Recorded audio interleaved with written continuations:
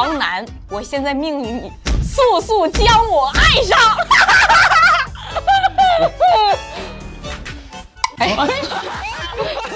这个简历啊，哎呀，太聪明了，王广。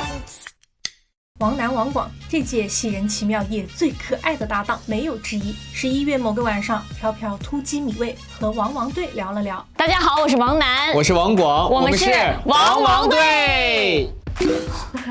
我真是服了。你有啥服的呀？你不是这样人呐。我是王中王楠。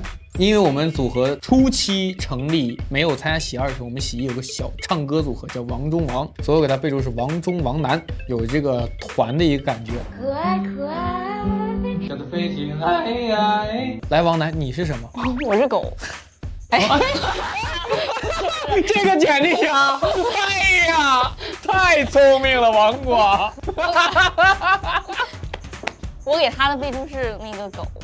因为他太欠了，你看，就刚才那样，我真不是。你看，就是没有办法用言语去形容，所以就只能用这个短短的一个字来形容一个人。我觉得没有比这个字形容你更准确的了。是那种可爱的狗吗？吓人！我疯了！不是那个太好笑了，你是什么？我是狗。有点像。那想问两位老师，平时最常用的喜人表情包是哪个？正常我们聊天，我比较爱用我自创的表情包。王楠女士是你自创的，但是那是我的啊，对，那是你的，但是我给你截下来，然后配上字儿。但这些表情包我应该都不太能发给观众朋友们。看这些采访，我就消失2天。你是不是要死啊？他现在正在一直逼我说，你在那个什么社交媒体上给我发我的丑照吧，我愿意了。我说我偏不，我就让大家发现我只发你好看的照片，然后让大家怎么网暴你。他以德报怨，他现在。所以前几天有看到你有发他几张不那么好看的照片，最后夹了一张特别好看的，然后也有看到王楠老师暴打他。那你们这个平时相处的日常就是这种互相怼来怼去？哦，不是互相哦。你啥意思啊？啊，我什么也没说啊。我们不是怼来怼去的那种。群众眼睛是雪亮的，反正你是我犯贱，然后他来打我。见之，大家都知道。其实那些照片你罪有应得。这都不错了，其实他手里还有很多不堪入目的照片，他会先说：“难道我能发一点照片吗？”我说：“那你先给我审一下。”他说：“那你等会儿，我先筛出去几张。”所以看到社交平台上都是一些就是能播的了，反正我能接受的了，不能接受都在他手机里。我会反抗。为什么你能够1秒识别出他把那个掉在地上的葡萄？哎，这个真的是。哎，来，给我洗好第一个啊！你给他吃。你为什么会这么想我啊？真掉地上的啊！当时给我吓坏了。其实他玩游戏，我们衍生节目很多游戏都是，就我们玩游戏每次就围藏什么，他说王广就是你，就所有人都不觉得是我，他一个人绝对是王广，最后真是我。但玩狼人杀他不敢跟我玩，我起来一睁眼，王楠是狼，然后王楠就这样皱着眉头，有病，他就会来一个被看穿的表情。不是，但你也不能那样啊！可是我就是容易破防，我最害怕就是抽到狼，我最害怕就是抽到狼，然后你一下就说我是狼，那我还咋玩？本来玩就不好。哎，然后我记得最搞笑的是，我要说啥来着？你个耳朵给我睁没了，我忘了我要说啥。你先说吧，刚啥问题来着？葡萄不是他那些心眼都写在脸上。哦，对哦，我刚刚想说的是，我们俩年纪都就比较偏小，还是小孩那种，然后我们就容易挂脸，然后又相处时间长了，太长了，就是一眼要憋一个什么坏屁，一眼就能看出来。他拿葡萄，谁像没事儿？哎，他能好心到一整个葡萄洗完他就给你放着，洗完就挑出来一颗，哎，来奶奶吃葡萄，可能吗？可能吗？还好声好气儿的。你让他帮你拿糖，为什么你也能猜出来他拿的时候吃了呢？你是不是吃稳了？吃我糖了，塞嘴里了，是吧？你把你嘴张开，肯定有。真没有。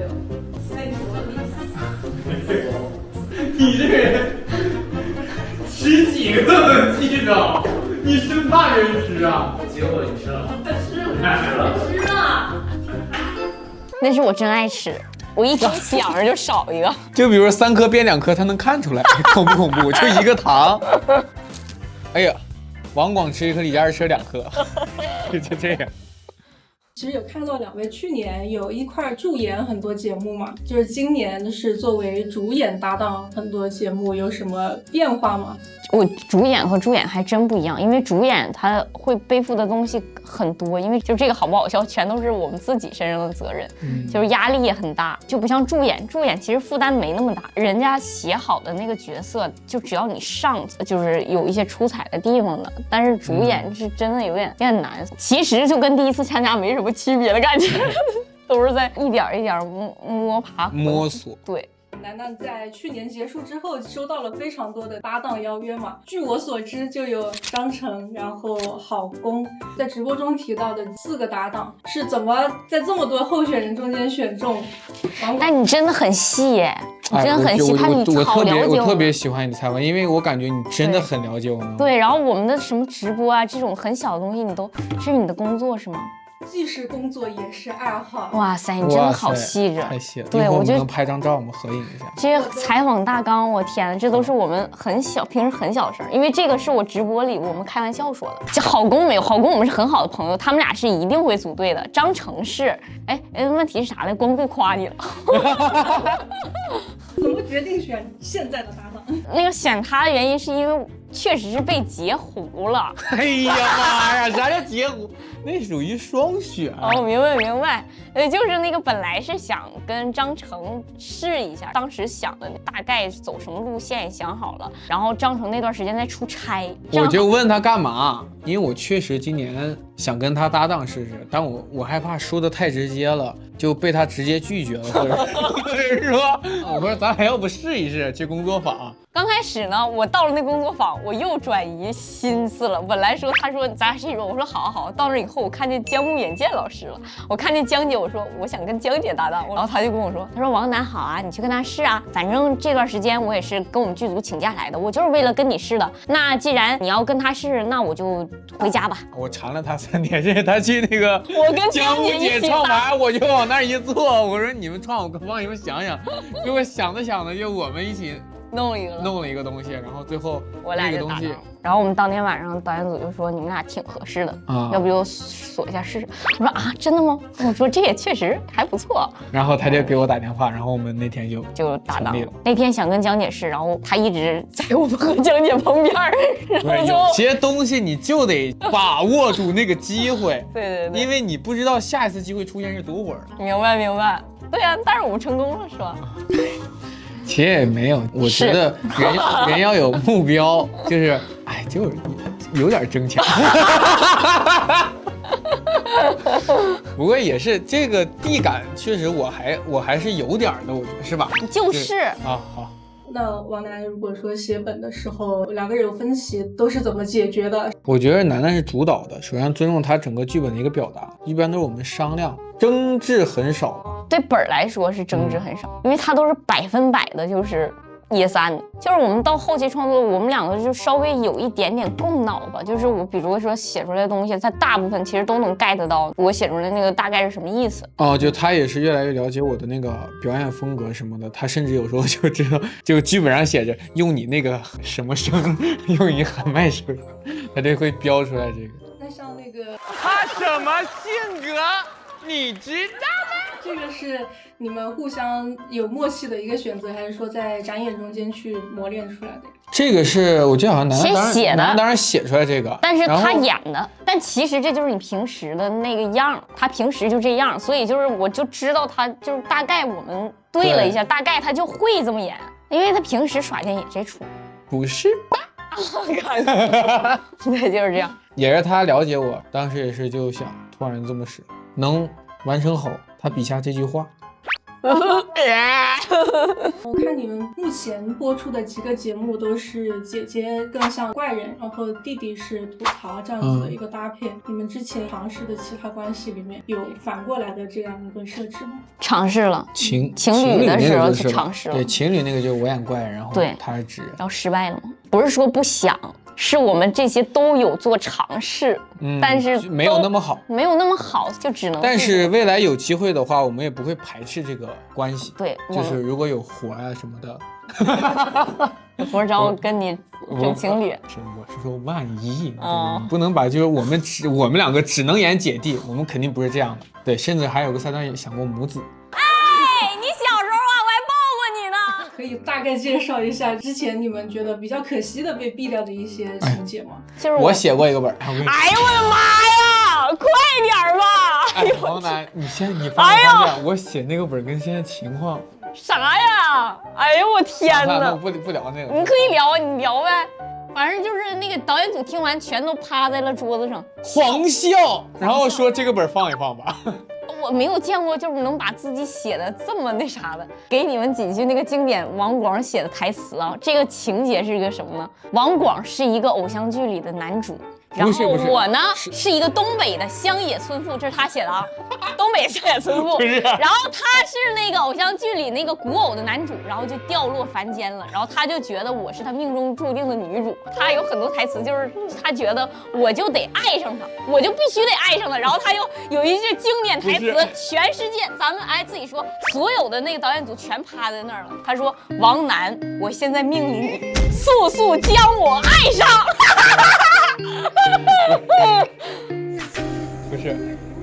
不是，哎，这个本的底子是你想的，底子基础，然后我发散了一下，是这样的，它是前9世我们都是相恋的。行了，别多说了，解释什么？这不是你写的词儿吗？不是，但是现在一说出来，好像真的感觉是我现是一个节骨眼说出来，感觉你说这话，它意思变了一下，感觉我从来没有暗恋过王楠。其实你们双方都各自有兄弟姐妹嘛，就是你们会有哪些情节是来自于自己跟兄弟姐妹相处的那些细节呢？但其实第一个本子就是，我小妹谈恋爱的时候，我震惊了，我说怎么会呢？她怎么会谈恋爱呢？我不是说她不能谈恋爱，是我一想象到我小妹谈恋爱，就是无法亲眼见证她跟别的男孩手拉手。我哥也是，我哥谈恋爱跟我日常生活就不一样，我哥就容易起范儿吧。谈恋爱，我见过他谈恋爱，就反正不是一个人，反正就是看见自己最熟悉的人，然后去谈恋爱，就一谈恋爱，大家会情不自禁的变成另一个人的感觉。然后我一看到我小妹那样，我无法接受，就是旁边是谁我都想给他2杵子的感觉，就是哪个男生我都觉得配不上我小妹，我是这种感觉。你呢？我哥谈恋爱，我说，哎。能找到就挺好，能找到就挺好，别挑。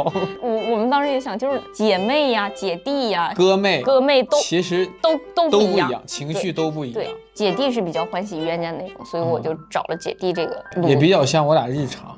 也有一些网友辣评了，觉得王广演怪人好像比演直人更出彩，然后也会说今年姐弟是最好的一个滤镜啊。王广很聪明，提前在姐弟上面占了一个赛道，就因为觉得姐夫这个赛道已经人满为患了。你们2位怎么看这些辣评？我先回答吧。我觉得不是我的怪人比直人精彩，朋友们写的角色让我去演，是本身他们剧本上的一个优秀。其次是我觉得不管怪人直人都是演一个角色，只是他完成度怎么样。我跟王楠演，我觉得我演直人，他演怪人，或者是他演怪人我演直人都是 OK 的。对，其实我们俩之间没有什么就是一定要演他演怪人，一定我演直人，就是因为成功的是那么几个。对，然后还有可能让大家记住是那么几个。对，你当时脑子里没考虑到他身上的原因，就是因为我觉得他更适合演怪人，然后我当时想我也是一个演怪人比较多的，然后我就在想找个直人。其实露营就你知道吗？这些也不是直人的那个逻辑，其实我们俩走的是那种没太分直怪，就是比较生活流的东西，就不太分直怪。然后还有我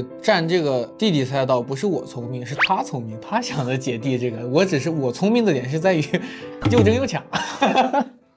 那你们在社团节目最后其实表达了一种喜剧的态度嘛，就是小众的社团也可以就百花齐放，这个算是你们在这个比赛中间的一个有感而发吗？对，哎，我觉得这个好像没有着重讲过，你着重讲一下这个。因为我们首先创作逻辑是觉得这个东西好笑，然后我们创作了以后想，就是我们第一番弄完了以后再想后续发展，然后怎么样那个安定这个底，就是那个时候我是有另一个本子的，有一个白日梦想家庭的那个框架已经有了，但是社团只有一番，就是很少很少。但是我们的那个表演指导他叫燕良，然后他特别特别好，他说我觉得你这第2赛段你就要上这个社团这个本子，因为我觉得他就跟你们八仙子就是很像，就是每个人都是在搞一些很小众的东西，但是又很契合。他觉得就跟喜人刚出现的时候一样，就是一直在坚持做一件很小的事儿。Sky 是在大众视野里其实是个很小的事。对，最开始确实是不像现在这么热闹啊，但当时确实一件很小众的事儿。然后我甚至在那个线下演出的时候，都得先花20分钟来介绍什么是 Sketch。那当《喜人奇妙夜》出来了以后，我就不用介绍，我就直接问大家有看过《喜人奇妙夜》吗？大家就可以懂了。看过。就我觉得这就已经是一个很质的飞跃了。当时在想，他就是说这番话感动到我了。就是做一件小众的事儿，本来就是一件很不容易的事儿了，而且能一直坚持。反正我那天就记得特别清楚，燕良说完这个，然后楠楠也很有感触。这个也很适合我们成团之后的好像第一个大群戏，然后楠楠好像一晚上就写，对我一晚上就写，一晚上就写完，然后他脑子里过的每一个人该怎么样，每个人对，当时真给我打动了。那像是那个以啦啦队形式站上篮球场，这个底呢是你们一块共创的，这也是我想。哎，就是现在就是困在就是不想弄那么多完全包饺子的底，就有点没意思了。看能不能有点别的东西，但是又不想弟弟就是因为一些原因，然后没有加入到他喜欢的地方。主要这个本子它前情其实有一句话是我前天晚上答应他了，对，我答应他我去勾陈社了，但是到了现场我反悔了，所以他才会对那么说。反正我们当时想的是，我们有很多小巧思，就比如说他进入篮球队，加油！他进入啦啦队以后，因为社团是1年招新的，他搭啦啦队1年以后，他就能加入那个篮球社。我们当时是这么想的。对啊。但是那个说我们东西太多了，太复杂了，又整这个又整那个，然后落屏又来一个。第2年他进篮球社说太多了，太复杂，对，就给我们删了。有些东西第1年不是最好，第2年可能是最好的。像2位的，哎呦我天！行，OK 吗 ？OK。出现了，我可能来不了第2季。哎呀，楠对不起啦！哎呀，只是在王楠旁边会有一点滤镜罢了。哎呦我天！就是我们2个互相扶持着那些，别在那装，烦死！我是狗。出现了，我可能来不了第2季。哎呀，楠对不起啦！只是在王楠旁边会有一点滤镜罢了。哎呦我天！别在那装，烦死！这个是幸运成分，这个是幸运成分，这个是纯幸运成分。这个角色本来是张新潮的，压嘞，本来张新潮，但张新潮那坐高铁去了，坐高铁回老家了，我就踢演了一下，踢演了一次就觉得可能还行，或者是不好意思把我换了什么的。他那几天不在很久，然后那几场都是你在踢，然后最后就定我了，这个真是幸运的，成为一个非常洗脑的表情包了已经。啊，对，这个纯幸运的，对，大家都在底下恨他。就彩排的时候我都羞涩了，彩排上。也有网友就是说，因为这个你是凭借超长的臂展得到了那个。没有，这个还就是这个还有人说我呢，说我得不到这角色是因为我矮。哎，怎么能这样啊？我以为是说你太可爱了，然后得不到这种角色。哎呦，吓死我了！你去看看我微信名。你微信名？不是，你给你备注，请我脏一下。我是狗。这个一定要剪一下。有一些脑洞比较飞的问题，好奇问一下，比如说像《技能五子棋》里面王金宝为什么是坐高铁来的？这个不是我自己发挥的，我觉得我主演这些角色出彩，不是因为我的演技有多么的好，我觉得是因为大家首先愿意相信我，其实是大家已经有一个很好的东西，可能我再去添加一点点的东西来为他们完成这个作品，但起初这个角色肯定都是他们自己想，我只是比较幸运能获得这个角色跟他们一起演。但他要不肯定你的演技也用不了你。其实他就等这句话啊，不是，其实五子棋这个渊源就长了，因为五子棋当然是在我家，我们一起聊这个本子啊，反正他就说这个角色肯定是你了，也是一种情感在吧。那把那个葡萄给他是你的是情感在吗？这个葡萄给他，其实而且我没想到是真掉地上。一点没洗，甚至你没拿水过冷一下，你就是掉地上然后捡起来给我。还好是李嘉诚吃，李嘉诚一大口全吃了。我要报仇！白日梦想家庭的时候，很多网友就说能够把高光给妈妈，然后让她一脚冲破东亚家庭，就觉得很感动。就两位多谈一谈创作这个戏剧时候的感想吧。那段时间被困住了很久，然后就是在想那个第三番妈妈上来怎么能就是更往上升吧，但是其实也就一直好像没有抓住那个点，就是比如说那个爸爸已经去男团了，怎么能让他更飞？可是更飞呢，又不是我们想完全表达的东西，然后我们就开始想说，要不要就真的走进妈妈的世界里，想想他们到底想干什么。然后我就问了很多人，其实我们问了江姐呀，还有刘胜英姐，就是他们有孩子的梅姐。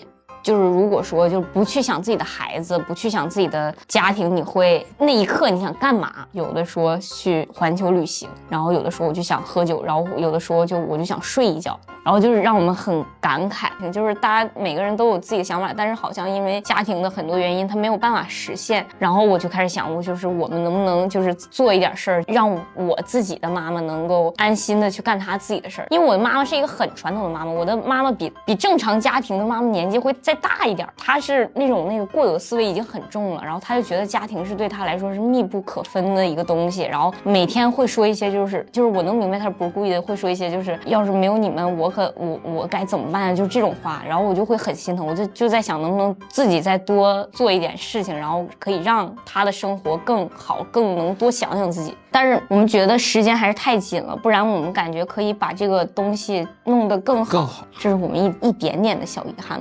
但是这确实是我们想表达的一个东西，对。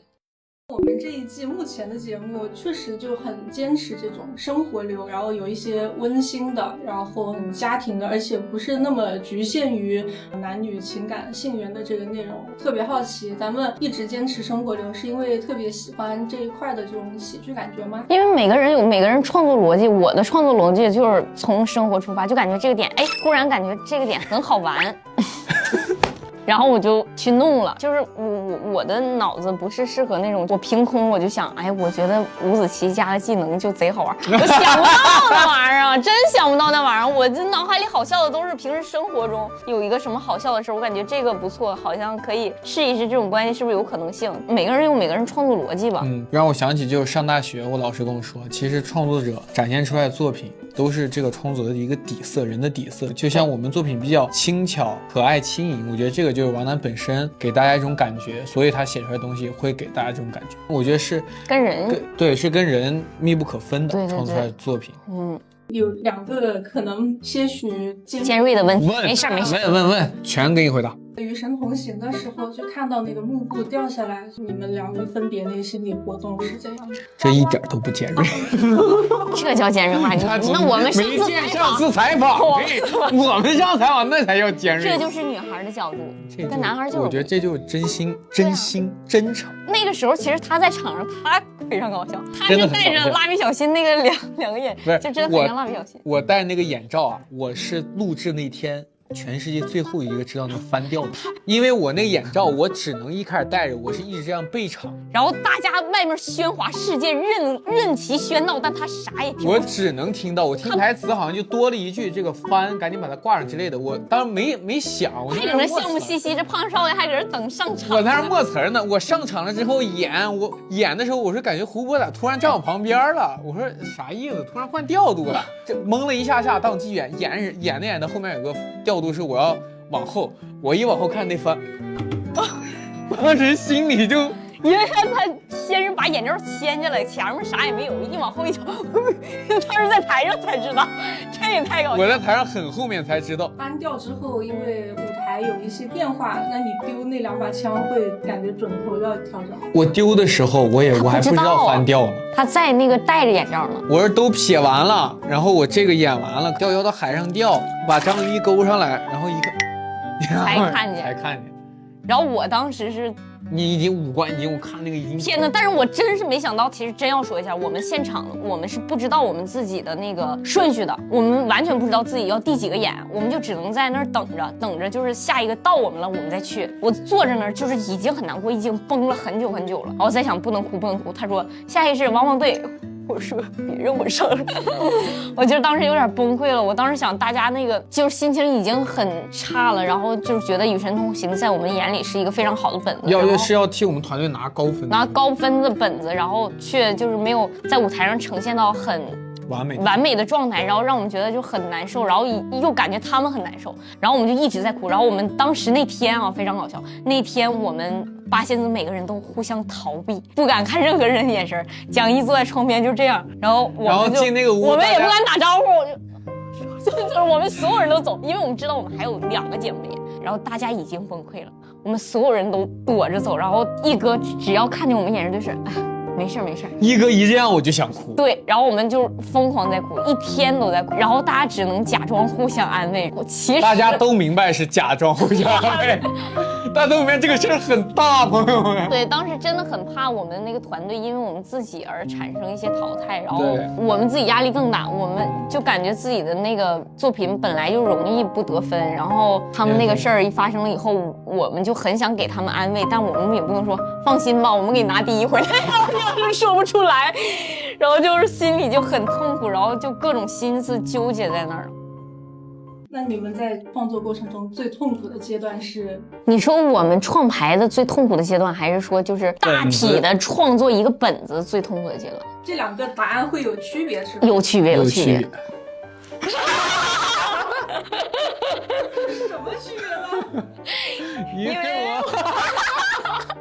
有一段时间我们创作最痛苦，因为我们俩那段时间吵架吵得很凶，然后我们俩又互相了解，就知道他的痛点在哪儿，反正我就往痛点上踩然后他也知道我想要啥，他就不给，2个人就互相比着，然后就每天看着他不服不忿，我俩就无法一起创牌。这个吵架这个事说起来还挺奇幻的，因为本身没有发生任何事，没有发生任何事儿，就是一些小情绪，我觉得是积累到那儿了。我又是一个比较容易逃避的一个人，就是遇到这个问题我不会。他就遇到事儿，他就一遇到事儿就比如说我今天生气了，他会看到我那个生气的脸就害怕，然后就远远的走开，他不会说哎呀楠对不起啦怎么样，他是后来才知道啊，原来王楠是这样就可以啊，这是后来的事，然后他就会远远的走开。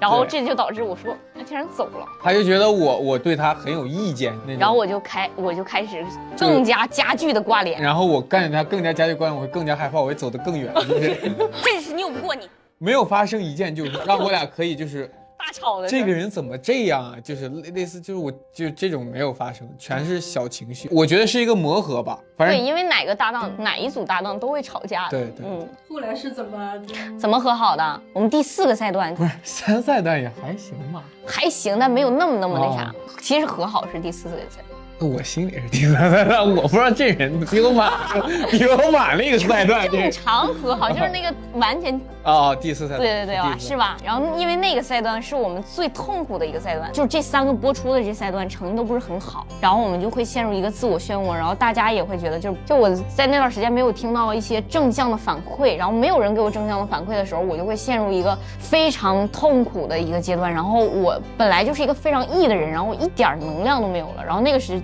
间呢，其实就只有往往一个人在疯狂的，就是说，哎，这个本子真的很好，你要相信你自己啊，怎么样？他是真的觉得这个本子好，就是我们2个互相扶持着那些，别在那装，烦得很。对，然后那段时间我们就共患难了，共患难就和好了，然后我们2个的关系就比以前其实会更加的那个更加好，也更加了解彼此了。我觉得人和人嘛，刚认识肯定是最好，但后来是认识时间久了，肯定每个人都有缺点，漏了之后，朋友不是喜欢对方的优点，而是能包容他的缺点，我觉得是这样。所以最后你包容我缺点了？不是你没有缺点过没套出来太聪明喽。王广去年快剪王子嘛，我今年你感觉有自己有哪些变化吗？变化有点太大，我觉得变化有点大吧。我觉得我的自信是属于王楠给我的，虽然他平时开玩笑，他首先写了我演出来会很出彩的角色，其次在我们演的过程当中，楠楠也会有，因为他写本他会想这个画面怎么样，他也会告诉我这个画面怎么样。当然还有很多人去指导这个作品，但我觉得我现在获得大家更多的喜欢，比去年更多喜欢，是因为现在楠楠带给我的，所以我觉得是这个变化比较大。其次就是变胖了。你也会看自己第一季长的模样是吧？但我感觉第一季的我好像有点什么？有点懵懂的帅。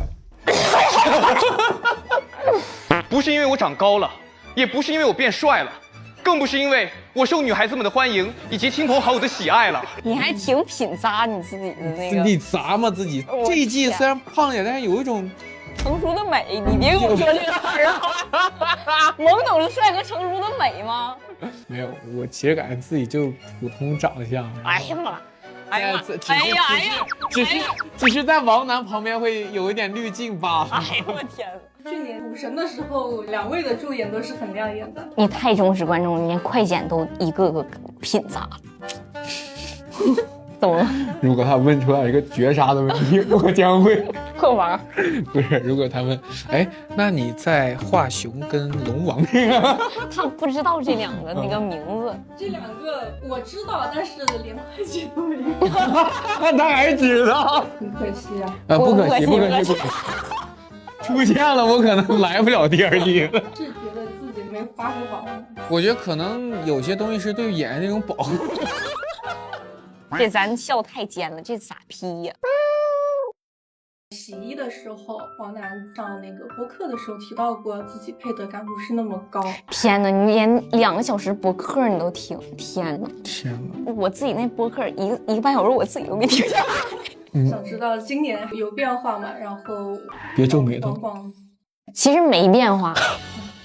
不是，我说我自己的配得感。哦，我以为你说今年和去年没变化。不是，我觉得这个配得感的问题是我自己对我自己的严要求，不是说我觉得我自己不好，是我觉得我自己没有达到我心中那个好的那个标准。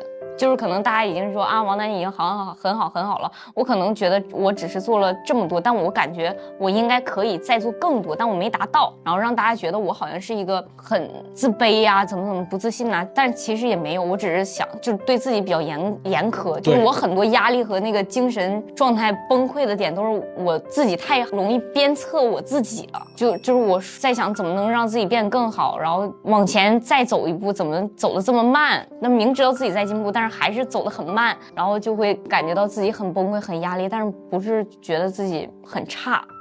楠楠的变化，我跟楠楠越来越强了。首先我这种强就来于他的这个，我觉得是来源于他这个心态，因为我觉得世界上所有的事情都可以更好，但是要求的那个人是自己。我觉得他对自己是高要求，所以他会变得更好。我觉得这是好事儿，但是我希望他会有越来越多的人知道你的才华，知道你的演技等等。我觉得这些都是一个时间问题。我也很高兴我们能组成搭档，然后有点官方啊，但是真就是突然说到这儿了，想对，就突然说到这儿，想哪说到哪。完了，博玉，这很多采访要说的，大家都说了，都搁这哭一次呗，然后这总决赛我们来了。这次采访，我感受到王对的真诚和温柔。提问时，我忘了最后一站的作品名，王广会自然地接过话头，把作品名补全。当我想聊聊《与神同行》，又担心会勾起他们最难过的回忆时，王楠会认真地说：“这就是女孩的角度。”这些瞬间都让我更深地感受到王对作品中的温暖底色。采访后最新播出的《恋恋火锅店》就充满女编剧的干净与细腻。王楠会告诉王广，女孩的拒绝就是拒绝，不是欲拒还迎。可女孩说不喜欢就真的不喜欢了。王广明知会痛，也依然勇敢表达，告诉李子熙她的优秀照亮过自己，不求任何回应，也不给道德压力，用一句毕业快乐代替我喜欢你。而李子熙的拒绝更不是因为有别的情感线，他会温柔制止王广，护着服务员王楠，也会敞亮接受王广的赞美，回赠祝福。你一定会遇见一个能够回应你这份喜欢的女孩。这个本子里的人物都有王对清新明亮的气息，就连他们最低谷时的白日梦想家庭，细品也有很新的表达。爸爸一点也不古板说教，不以权威自居。我的心理就健康吗？妈妈可以摆脱母职束缚，实现梦想，做环球旅行家。临出门前，你以为他会唠叨孩子，其实他会先爱自己。照顾好自己，孔令美。孩子们叮嘱他少喝酒，他也会一脸叛逆，少管我。这个家和现实颠倒错位，每个人都违背了我们对东亚家庭的预期，却构建出一个理想的家庭样本。在坏小子的幕后故事里，吕岩书桌前的空电脑盒子是家长没能兑现的空头支票，也是一个坏小子的青春期隐痛。而在这个舞台上，被一脚踢飞的空游戏机盒子是姐姐王楠精心给弟弟王广准备的惊喜。有人说，只有女编剧才会把高光留给妈妈，我觉得这只是一个女儿对妈妈的看见。表演结束后，被问到写这个作品是不是希望父母离家出走，王楠的回答是：我愿意让他离开，尊重妈妈留在家庭的意愿，也愿意他能追求自己的幸福。白日梦想家庭让我想到一个外来谚语，茶杯里的风暴，原意是形容小题大做。生活流这个题的确很小，没有生死诀别的戏剧张力，也没有极限反转的故事悬念，但在日常小事的涓涓细流里，也有浪潮一般巨大的能量。这个作品就像茶杯里掀起的一场迷你风暴，在这个舞台上建构了一套很新的家庭叙事。就像王广提到的，作品会呈现出作者的底色，王王队的作品就是他们身上温柔、轻盈、被爱包围的底色。这期采访播出时，喜业的总决赛已经录制结束，王王队真的冲进了总决赛，实现了他们第一期互相许的愿望。王楠对去年被快剪的王广说：我们永不快剪。王广对去年被淘汰的王楠说：我们永不淘汰。至于成绩，就借用网友的那句话吧，不管考成什么样，全家都爱你们。王王队，李大狗。就是请两位老师分别模仿对方的这个表情包。模仿对方来了。第一个，好像啊，好像，我能感觉到好像。王楠老师，你知道吗？你知道吗？然后第三个，哇，这真有点难。这很难的，这我每次都不一样。哈哈哈！你哈哈哈！你会这个吗？这个可难了。哈，嘿嘿。我跟你说，这个小包袱我练了起码有2个小时。哈哈哈！哈哈哈！哈哈哈呀！哈哈，这有点难。他两个眼睛都这么小，反正也看不出来病。我觉得还行。他是狗吗？他是？他是狗吗？他是？